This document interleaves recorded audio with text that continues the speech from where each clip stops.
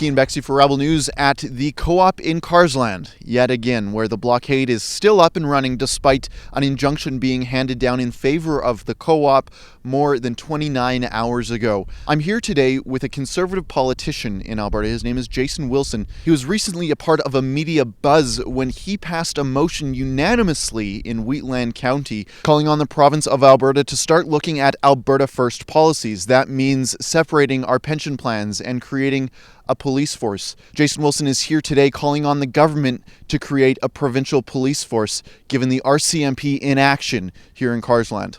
So we're here today at the co-op where it's been blockaded for over 2 weeks now, and there's no sign of it letting up. And the RCMP, after the injunction was handed down in favor of co-op yesterday, over 29 hours ago now, the RCMP are still not moving on any arrests or anything of the sort to enforce the lawful injunction against these blockaders.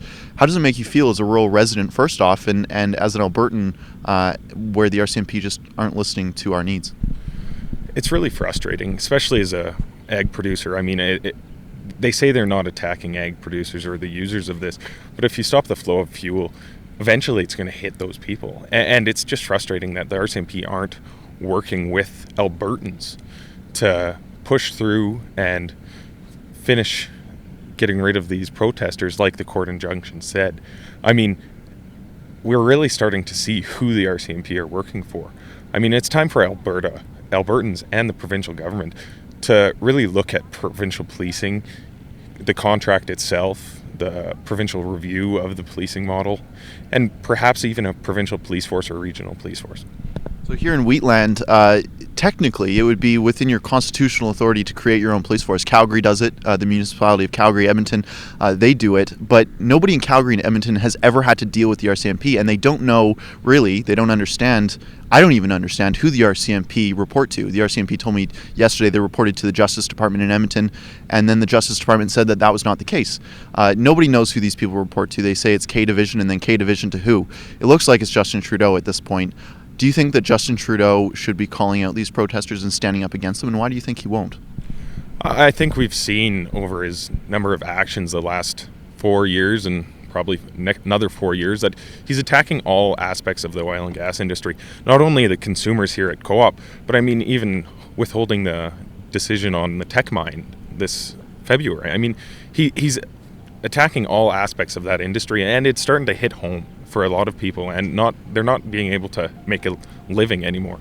Now, we've heard differing stories here in Carseland, both from the RCMP and the Premier's office. We asked the RCMP who they report to, and they said it was the Justice Department in Edmonton. We followed up with the government, and they released a statement saying that that's not the case. Doug Schweitzer says they want them to enforce the law, but apparently he has no operational control over the RCMP, which means that operational control lands in the hands of Ottawa, likely. Frankly, we have no idea, and there's no way to hold the RCMP accountable here. It has been over 29 hours, and the RCMP continue to not enforce the law and allow these bulk trucks here behind me to deliver fuel in southern Alberta and central Alberta as well. Fuel rationing has already begun. Now, I have a hunch here.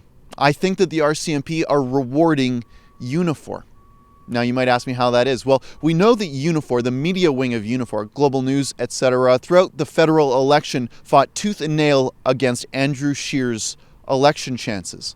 Now, that was the media wing of Unifor, and this is the thug wing here in Carseland, Alberta. And it looks like as a reward for being so helpful during the federal election, Justin Trudeau isn't saying a word about what's going on here in southern Alberta and isn't ordering the RCMP and the RCMP commissioner, who he controls. Remember the kissy, smoochy RCMP commissioner. He's not ordering them to break up this illegal blockade, even though a judge has demanded it be done. This is part of a series of actions, or rather inactions, on Justin Trudeau's part to attack Canada's oil and gas industry. It starts upstream and goes all the way downstream, all the way to the pumps here at this co-op. When we talk about upstream, all we have to do is look at Tech Mine. The government is already preparing an aid package for when they likely scrap the 10-year planned project, a project that has undergone rigorous review and safety planning. But since it is in Alberta, Justin Trudeau will make sure that it doesn't happen.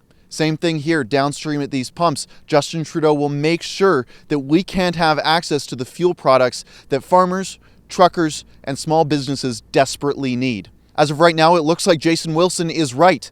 Alberta does need a provincial police force, because if we can't tell the RCMP to stand up for Albertans, who's going to do it? For Rebel News in Carseland, Alberta, I'm Keean Bexte. Thanks for watching our coverage here in Carseland, Alberta. It's kind of cold right now, but it will be warm on July 4th to 11th. That's when we're heading out to Alaska on a cruise. Go to rebelnewscruise.com to learn more about that. We'd love to have you join us.